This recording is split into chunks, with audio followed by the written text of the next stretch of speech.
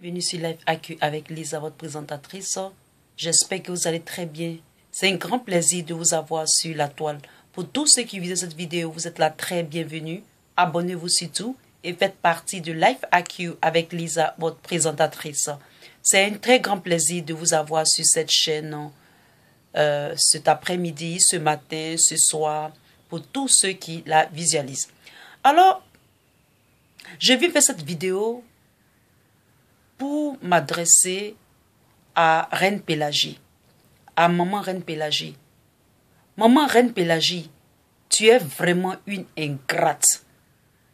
Ici dans cette vidéo, nous allons écouter les propos de Reine Pélagie, une chanteuse supposée, nous qui étions tout petits, qui a baissé notre enfance, supposée ivoirienne, aujourd'hui qui clamons ses origines guinéennes. Je suis vraiment découragée de certains artistes ivoiriens.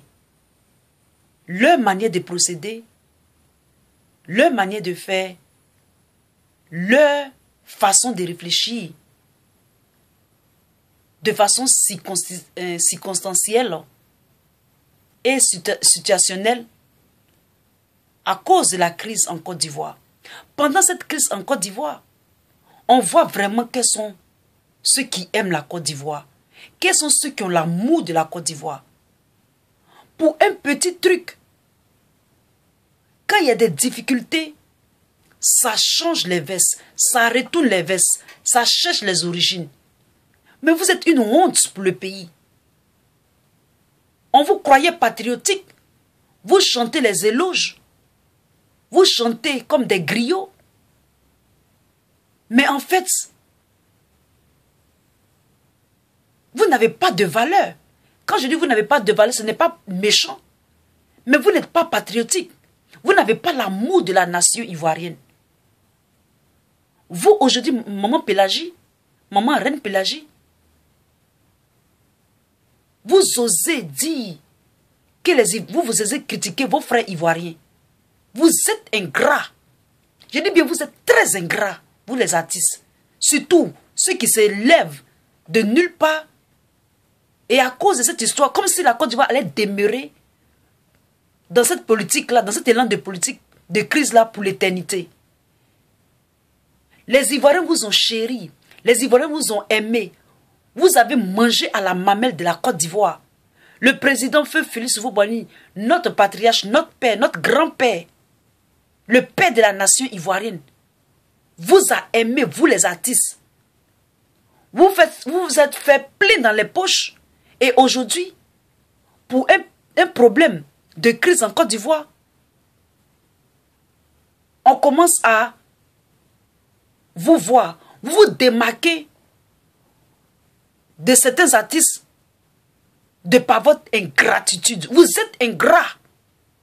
Sinon, vous êtes ingrate. Maman Reine Pélagie, vous êtes ingrate. La reconnaissance est une bonne chose, mais l'ingratitude là, c'est un très vilain défaut. Ici, on va écouter une interview qu'elle a eue avec une journaliste et nous allons entendre ses propos. Je vous fais écouter.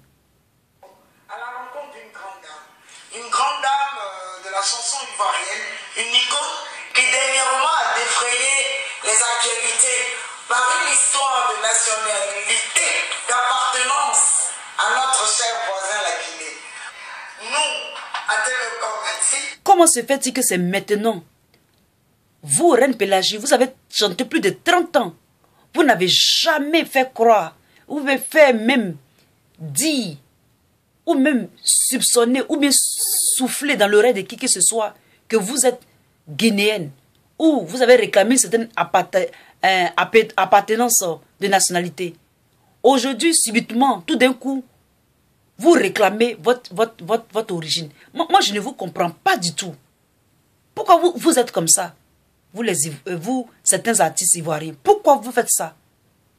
C'est pour que vous ayez, quand vous regardez, qu'on prête attention à vous, ou bien quoi? C'est aujourd'hui maintenant que tu as réclamé que tu es guinéenne? Depuis quand Houphouët te donnait l'argent, quand il faisait les chèques pour toi, quand tu chantais les éloges.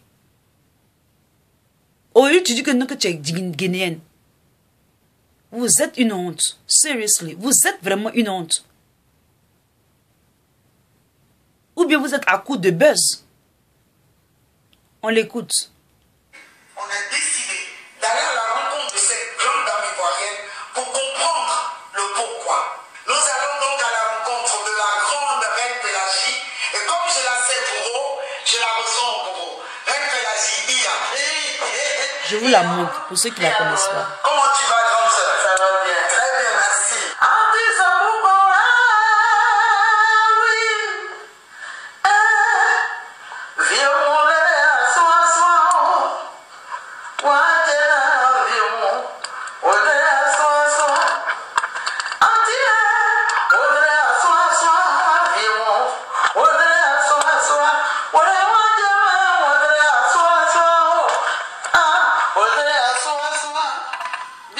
Quand vous chantez comme ça, nous on se dit que vous chantez avec conviction. Vous chantez avec votre âme. Vous chantez avec votre corps. Vous chantez avec votre esprit. Vous chantez avec votre cœur. Et on se sent transporté. On se dit que vous chantez avec conviction. Comment est-ce qu'une personne qui chante pareillement, on ne va pas croire qu'elle chante avec conviction? Aujourd'hui, vous venez vous parler de nationalité. Vous parlez d'appartenance d'origine. Comment est-ce que vous voulez que nous qui sommes ceux qui vous regardaient, nous qui sommes ceux qui vous appréciaient, qui vous applaudissaient des tribunes, comment vous voulez que nous pensions de vous? Comment vous voulez que nous comprenions cela? On l'écoute. De Côte d'Ivoire.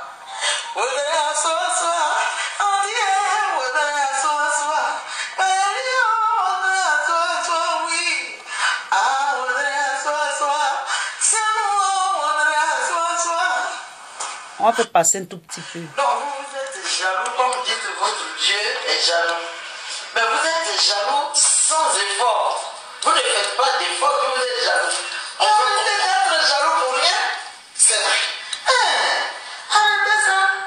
Moi, je suis guinéen, je suis fier d'être guinéen d'abord. Guinéen, je suis votre seul pion. Parce que en Côte d'Ivoire, ils ne savent pas aimer. Toi, tu es une menteuse, maman. Maman, tu n'es pas gentille. Vraiment, tu es ingrate. Tu veux dire qu'on ne t'a pas aimé en Côte d'Ivoire? Tu es vraiment ingrate. Tu es vraiment ingrate. On ne t'a pas aimé. Tu es sûr qu'on ne t'a pas aimé en Côte d'Ivoire? Pourquoi vous êtes comme ça même? Vous êtes des frustrés. Quand vous êtes frustrés, vous mettez ça sur toute la population ivoirienne. Vous prenez tous les Ivoiriens, vous les mettez dans un sac. Et puis vous acharnez sur les Ivoiriens. Mais si tu es guinéenne, mais c'est tant mieux. Tant mieux si tu es guinéenne. Nous, on n'est pas contre nos frères guinéens.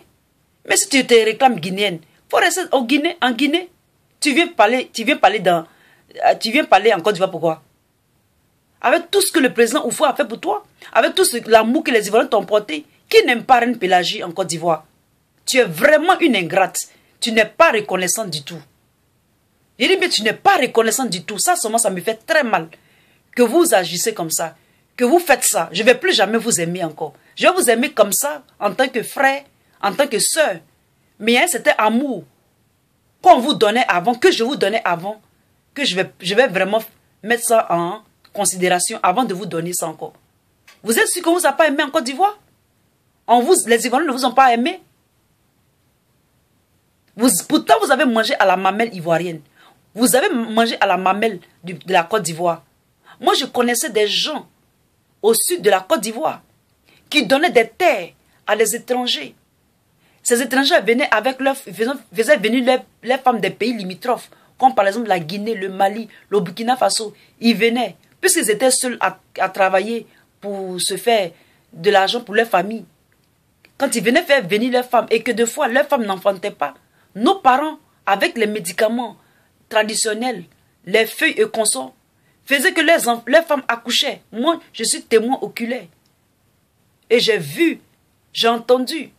Ce sont des témoignages d'amour. Les Ivoiriens, Dans les campagnes, on fait ça pour les étrangers. Aujourd'hui, vous dites que les Ivoiriens ne vous ont pas aimé.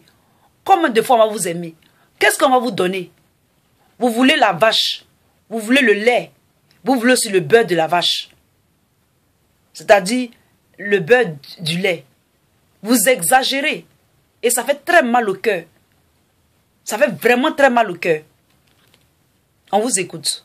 Ce n'est pas dans l'Ivoirien, c'est-à-dire qu'ils sont dépourvus d'amour fraternel. Wow. Tu es sûr que nous sommes dépourvus d'amour fraternel? Et je le dis, je pèse mon mot. Vraiment. J'étais enfant en Côte d'Ivoire quand mon père, Bakary Camara, a rencontré ma mère. Bakary Camara est guinéen donc? Non, il est petit. Il avait le titre d'Avant Félix. D'accord. C'est pas le même problème que Johnny Pacheco là. Vous certains gens de l'Ouest là, ou bien vous certains gens de je ne sais où là. Vous, quand vous avez un problème personnel, quand vous êtes frustré, vous prenez ça, vous exposez ça et vous généralisez ça. Est-ce que c'est sérieux? Si ton père Bakary ou bien je sais pas quoi a rencontré ta mère et qu'il y a un problème de famille là, c'est tous les Ivoiriens qui sont coupables.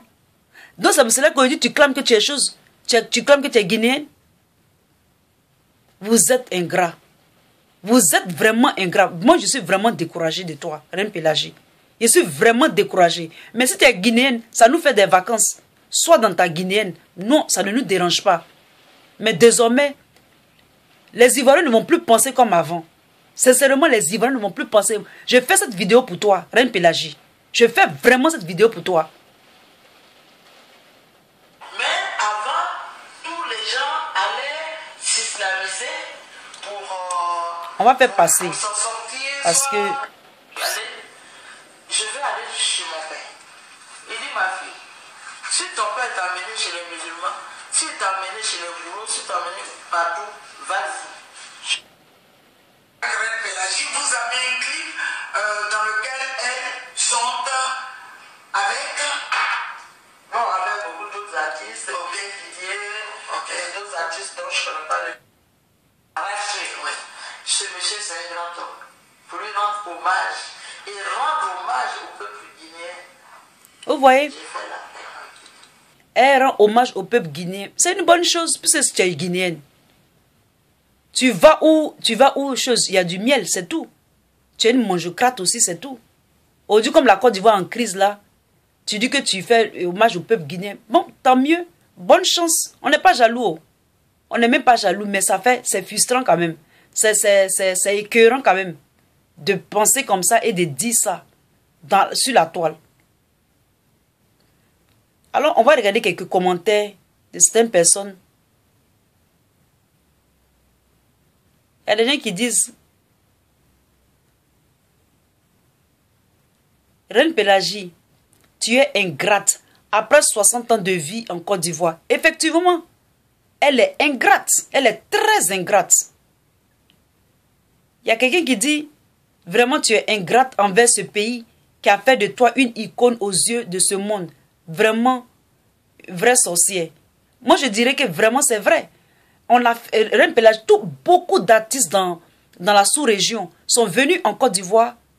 La Côte d'Ivoire était comme une plateforme pour propulser les artistes. D'abord dans la sous-région, l'Afrique, et aussi sur le plan international.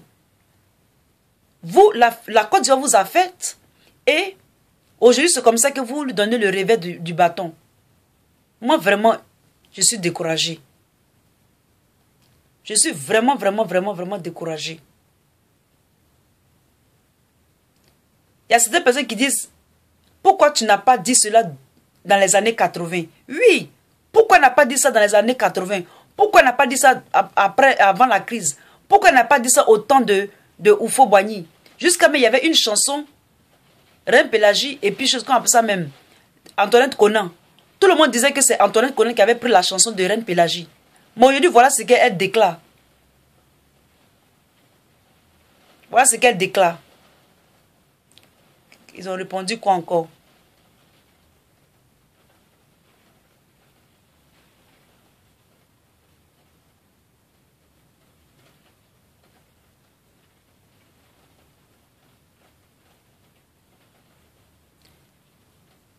Il y a un qui dit, vraiment toi, tu n'as pas honte. Après 60 ans en Côte d'Ivoire, et te faire passer pour une Ivoirienne. Et les Ivoiriens t'ont adopté après une guerre. Tu vas chercher tes origines. C'est vrai. Voilà pourquoi nous, Ivoiriens, on doit prendre notre pays au sérieux. Ingrate. Moi, je trouve qu'elle vraiment, elle est ingrate. Elle est vraiment ingrate. Par exemple, nous qui avons peut-être fréquenté dans les autres pays, ils nous ont éduqués. Ils nous ont donné ils nous ont montré des choses. Ils ont ajouté à notre culture africaine. Et demain, on leur dit non, qu'on n'est pas, qu'on ne les connaît pas. Ça, c'est signe d'ingratitude, ça. Ça, c'est vraiment, c'est signe d'ingratitude. Et puis, dans son discours, on sent une certaine aigreur. C'est comme si, c'est les mêmes personnes là. C'est le phénomène des ingrats.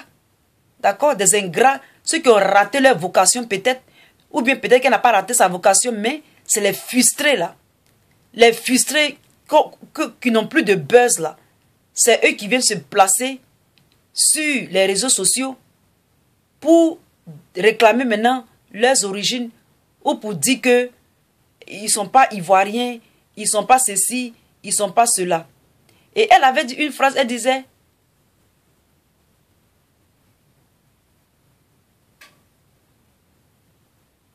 je n'ai pas dit ça, c'est trop vilain la phrase là.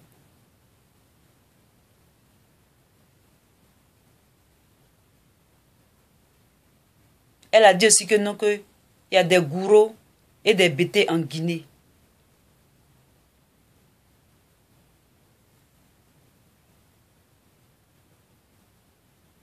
Maintenant, il y a quelqu'un qui a dit, maintenant que ton cacao ne marche plus, parce que tu es très vieille, tu te permets de dire n'importe quoi. Les bêtés même ne veulent plus de toi. Voilà ce que quelqu'un a dit ici.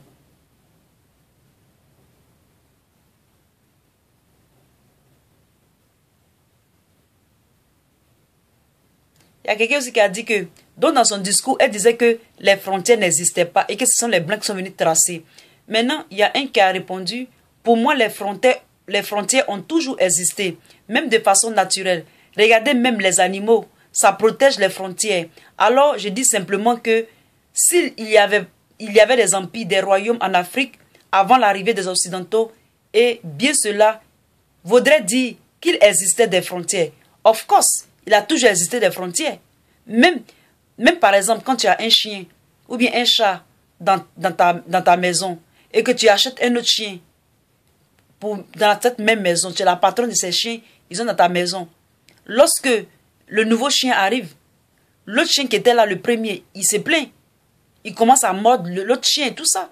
Donc les frontières ont toujours existé. Le territoire a toujours existé.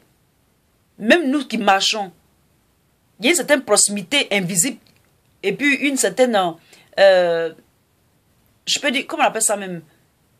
On appelle ça, il y a une zone invisible qui nous entoure. C'est naturel, on ne voit pas mais c'est naturel. Tu le sais, si quelqu'un, tu marches dans la rue et quelqu'un s'approche trop de toi jusqu'à ton nez, il y a un problème. Donc les frontières ont toujours existé. Les frontières ont toujours existé. Que les frontières n'existent pas. Si tu ne veux plus être bêté, tu ne veux plus être bêté, c'est ton problème. Mais il ne faut pas mélanger les histoires de bêté dedans, les histoires d'ivoiriens dedans, à cause d'un problème familial.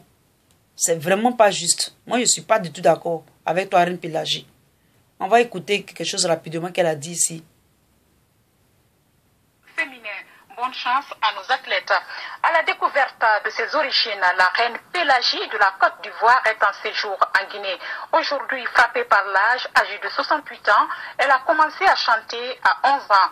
La reine Pélagie a marqué son temps par une brillante carrière. Notre reporter Marie-Angélique Brancoura est allée à sa rencontre suivie. Une brillante carrière où? Une brillante carrière à la mamelle de la Côte d'Ivoire. Mais aujourd'hui, après 30 ans, je ne sais pas quoi, elle réclame maintenant ses origines. Depuis, elle ne connaissait pas ses origines. Vraiment, c'est pathétique. C'est vraiment pathétique.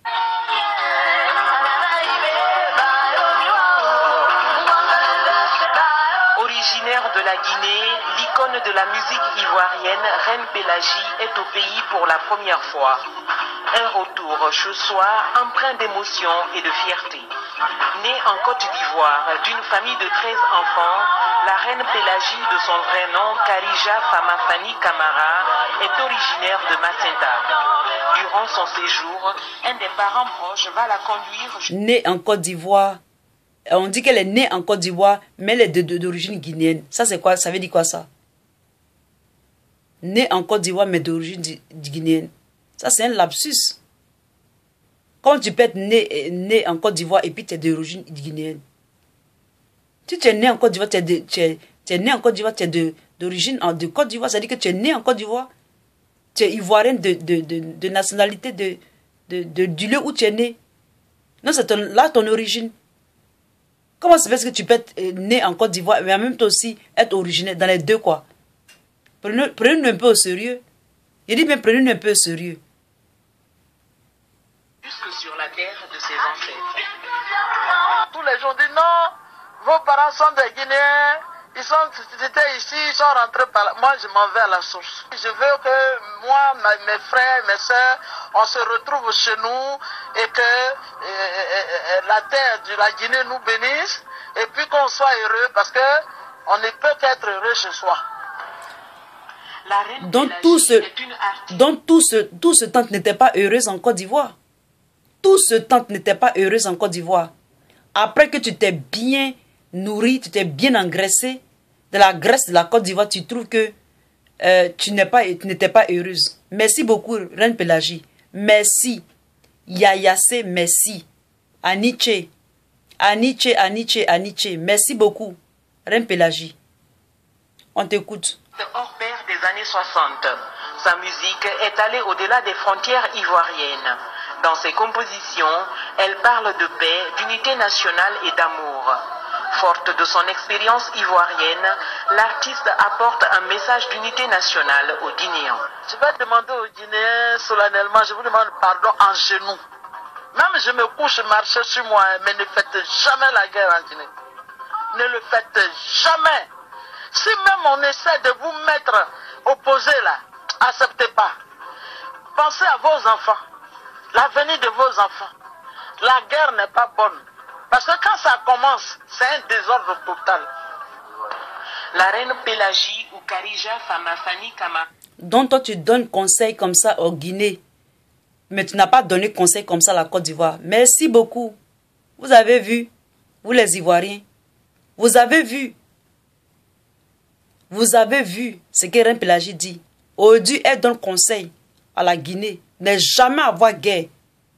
Même si nous, mais pour nous là, nous n'avons qu'à accepter guerre. Nos parents n'ont qu'à mourir. Nos parents du Nord n'ont qu'à mourir. Ils n'ont qu'à t'éventrer. Que Dieu protège la Côte d'Ivoire.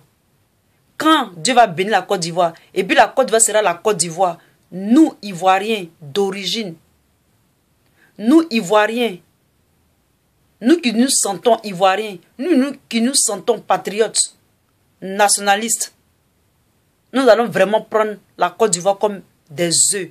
Nous allons prendre la Côte d'Ivoire comme un diamant. Nous allons protéger la Côte d'Ivoire. Cette guerre que nous avons subie en Côte d'Ivoire doit être une leçon de service pour nous. Nous devons commencer à réfléchir, à nous asseoir.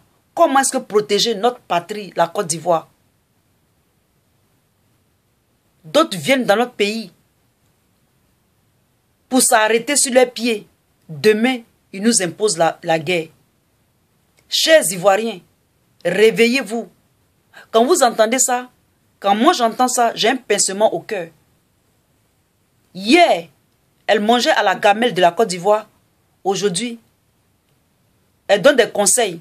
Au lieu de donner des conseils à la Côte d'Ivoire, elle donne des conseils à un pays qui n'a pas de guerre, qui n'a pas eu de guerre. Que Dieu bénisse la Côte d'Ivoire et les Ivoiriens. Je vous remercie. Et partagez la vidéo si vous voulez. Bye, c'était votre Lisa. À bientôt.